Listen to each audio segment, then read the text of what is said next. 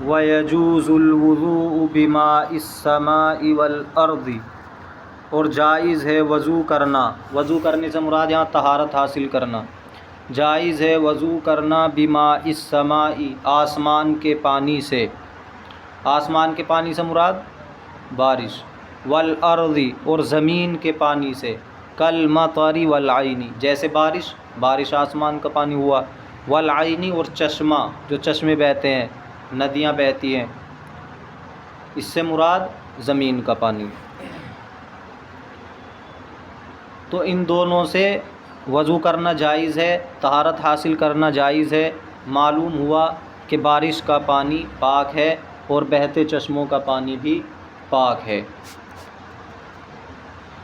وَأَمَّا مَاءُ الثَّلْجِ، ماء الثلج، برف کا پانی، تو برف کا پانی یعنی جو برف بنا ہوا ہے اس سے کس صورت میں طہارت حاصل کی جائے گی اس کو بیان کر رہے ہیں۔ فَإِن كَانَ ذَائِبًا، پس اگر وہ گھلنے والا ہو، بِحَيْثُ يَتَقَاطَرُ، اس طور پر کہ اس میں سے قطرے ٹپک رہے ہوں، تو اگر برف ایسا ہے کہ وہ بہہ رہا ہے اور پانی کے قطرے اس سے ٹپک رہے ہیں، یجوز، تو اس سے طہارت حاصل کرنا، وضو کرنا جائز ہے۔ وَإِلَّا فَلَا، ورنہ تو نہیں، یعنی اگر ایسا جمع ہوا ہے کہ وہ گھل نہیں رہا ہے اور اس میں سے پانی کے قطرے نہیں ٹپک رہے ہیں، تو اس صورت میں برف سے پاکی حاصل کرنا جائز نہیں ہوگا۔ اس کتاب کے اندر بہت ساری عمدہ معلومات حاشیے کے اندر موجود رہتی ہیں، تو حاشیہ بھی پڑھا کرو۔ جیسے مثال کے طور پہ فَإِن كَانَ ذَائِبًا، 6 نمبر حاشیہ ہے، أَيْ سَائِلًا رَقِيقًا، جو بہنے والا ہو، پتلا ہو، يُقَالُ ذَابَ الشَّيْءُ يَذُوبُ ذَوْبًا وَذَوْبَانًا، یہ فعل بتا دیا، باب نصر سے ہے، اس کے معنی ہے بہنا، اذا سال، جب وہ بہہ جائے۔ وَإِلَّا فَلَا، 7 نمبر حاشیے میں لکھ دیا، أَيْ إِن لَّمْ يَكُنْ ذَائِبًا، یعنی اگر بہنے والا نہ ہو، گھلنے والا نہ ہو، بل منجمداً، بلکہ جمع ہوا ہو، لا يجوز التوضی، تو اس سے وضو کرنا جائز نہیں ہوگا، لفقد التقاطر المشروط، ان ٹپکوں کے فوت ہونے کی وجہ سے، نہ پائے جانے کی وجہ سے، تقاطر کہتے ہیں ٹپکنے کو، پانی ٹپک جائے، اس ٹپکنے کے نہ پائے جانے کی وجہ سے، جو کہ شرط ہے فی ازالۃ النجاسات الحکمیہ والحقیقیہ، نجاسات حکمیہ اور حقیقیہ کو زائل کرنے میں۔ تو یہ برف کا مسئلہ ہوا۔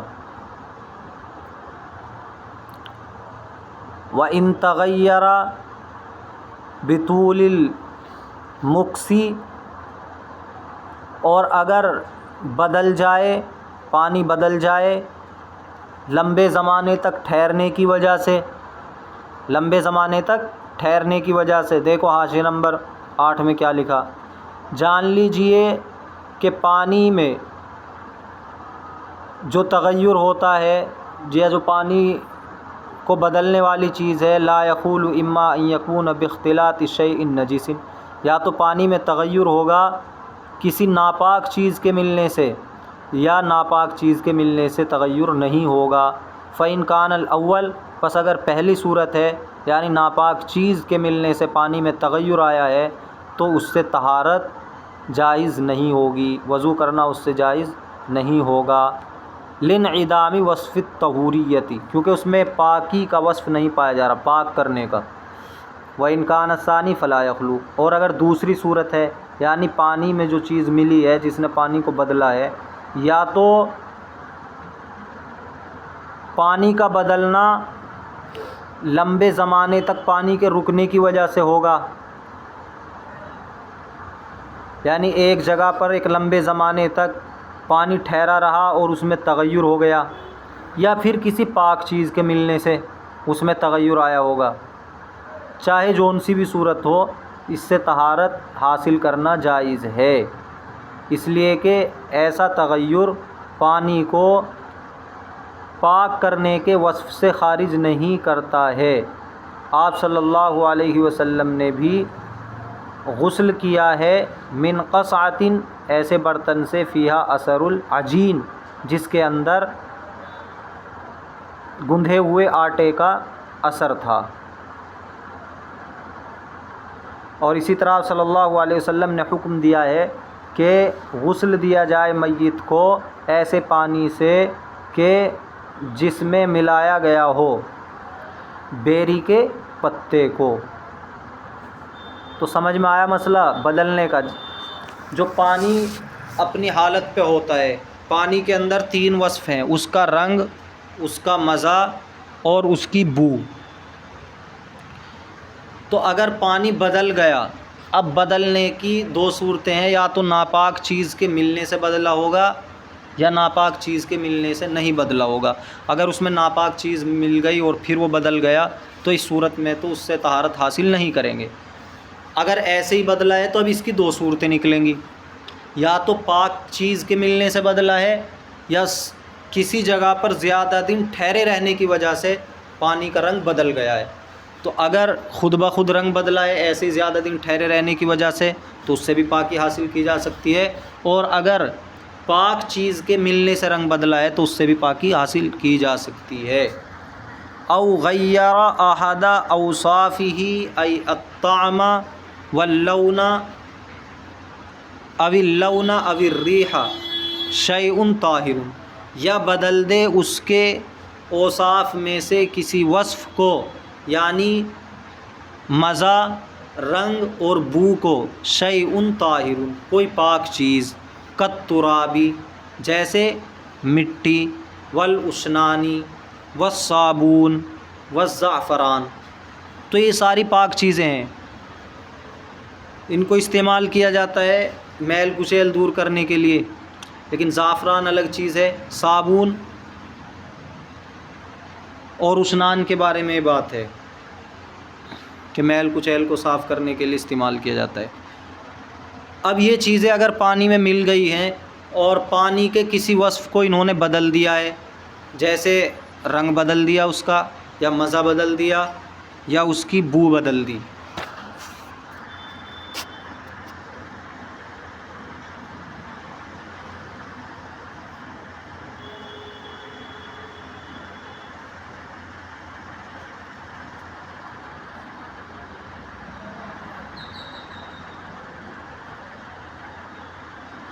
اب دیکھو یہاں آگے کیا بیان کریں، انما عد هذه الاشیاء،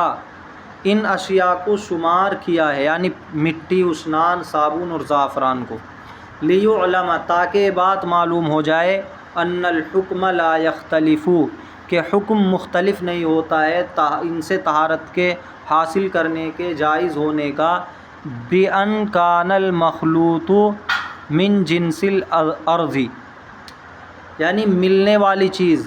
پانی سے جو چیز ملی ہوئی ہے، چاہے وہ زمین کی جنس سے ہو، کالترابی، او شیئا یقصد، یا ایسی چیز کہ جس سے قصد کیا جائے، جس کا قصد کیا گیا ہے، بخلطہ، پانی کے ساتھ ملانے کا،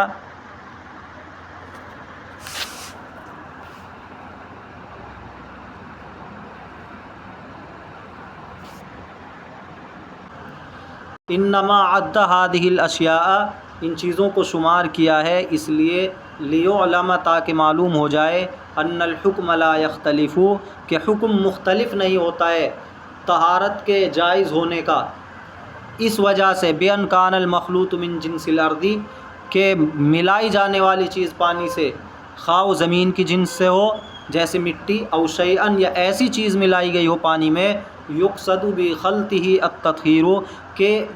قصد کیا جاتا ہے، ارادہ کیا جاتا ہے جس کے پانی میں ملا کر، جس کو پانی میں ملانے سے، التطہیر، پاکی حاصل کرنے کا، چاہے تو پاکی حاصل کرنے کے لیے وہ چیز، یعنی صفائی ستھرائی حاصل کرنے کے لیے وہ چیز ملائی گئی ہو جیسے صابن اور اشنان، یا زمین کی جنس سے ہو جیسے مٹی، او شیئا آخر، یا کوئی دوسری چیز ہو، کالزعفران، جیسے زعفران، سب سے وہی حکم رہے گا، طہارت جائز رہے گی۔ وعند ابی یوسف ان کان المخلوط شیئا یقصد به التطہیر یجوز به الوضوء الا ان یغلب علی الماء حتی یزول طبعه وهو الرقة والسيلان۔ امام ابو یوسف علیہ الرحمہ اس بارے میں اختلاف کرتے ہیں۔ جو زمین کی جنس سے چیز ملائی گئی ہے اس میں اختلاف نہیں، بلکہ جو چیز صفائی ستھرائی حاصل کرنے کے لیے ملائی گئی ہے تو اس میں دیکھیں گے کہ اگر وہ چیز پانی پر غالب آ گئی، مثال کے طور پر صابن ہے، اس کو اتنا ملا دیا کہ پانی پہ وہ غالب آ گئی، اور پانی کے اندر جو ایک اس کی طبیعت تھی یعنی بہنا پانی کا، اور وہ ختم ہو گیا، اتنا گاڑھا ہو گیا کہ اب بہہ نہیں سکتا، ایسی چیز ملا دی، تو اب اس صورت میں کہتے ہیں کہ اب جائز نہیں ہوگا طہارت حاصل کرنا، اور جب تک وہ ملائی جانے والی چیز کم ہے، غالب نہیں آئی ہے، اس وقت تک جائز ہوگا۔ ان کان المخلوط شیئا، اگر ملائی جانے والی چیز ایسی ہے یقصد بہ التطہیر، کہ جس سے قصد کیا جاتا ہے پاکی حاصل کرنے کا، یجوز بہ الوضوء، تو جائز ہے اس سے وضو کرنا، الا ان یغلب علی الماء، مگر یہ کہ وہ چیز پانی پر غالب آ جائے، پانی سے زیادہ ہو، اور غالب آنے کا پتہ ایسا چلے گا حتی یزول طبعہ، حتیٰ کہ اس کی طبیعت زائل ہو جائے۔ پانی کی طبیعت کیسے زائل ہوگی، اور وہ کیا طبیعت ہے؟ وَهُوَ الرِّقَّةُ وَالسَّيْلَانُ، اور وہ پانی کے اندر پتلا پن اور اس کا بہنا ہے۔ تو اگر وہ چیز اتنی ملا دی کہ اب پانی بہہ نہیں سکتا تو اس صورت میں پھر جائز نہیں ہوگا۔ وَإِن كَانَ شَيْئًا لَا يُقْصَدُ بِهِ التَّطْهِيرُ،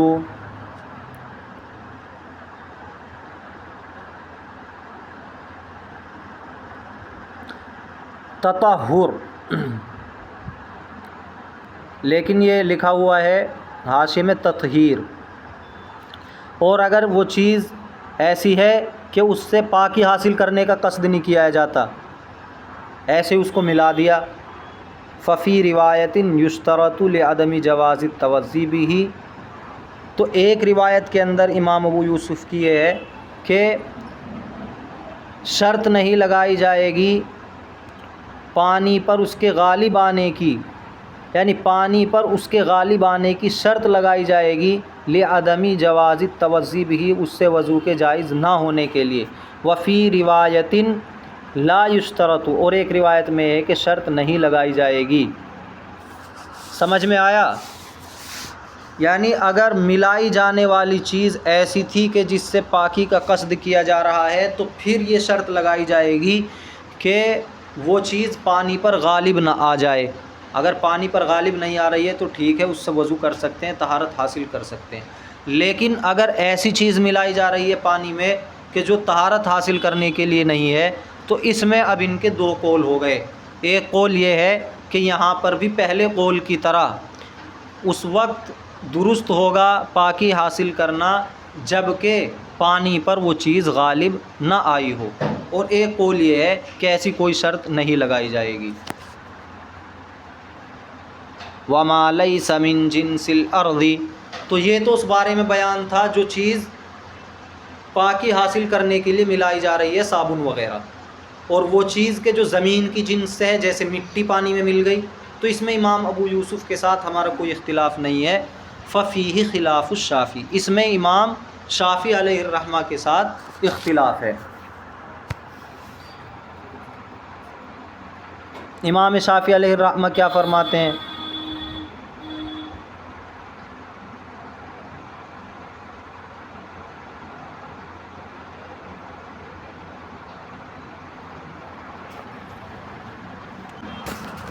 وما لیس من جنس الارض، جو چیز زمین کی جنس سے نہیں ہے، ففیہ خلاف الشافعی، تو اس کے اندر امام شافعی علیہ الرحمہ کا اختلاف ہے۔ یعنی ہم نے تو یہ مانا ہے کہ وہ چیز پاک ہونی چاہیے، چاہے زمین کی جنس سے ہو یا نہ ہو، تو اس سے طہارت حاصل کرنے کے، لیکن امام شافعی علیہ الرحمہ فرماتے ہیں کہ اگر زمین کی جنس سے نہیں ہے تو پھر اس سے پاکی حاصل نہیں کی جائے گی۔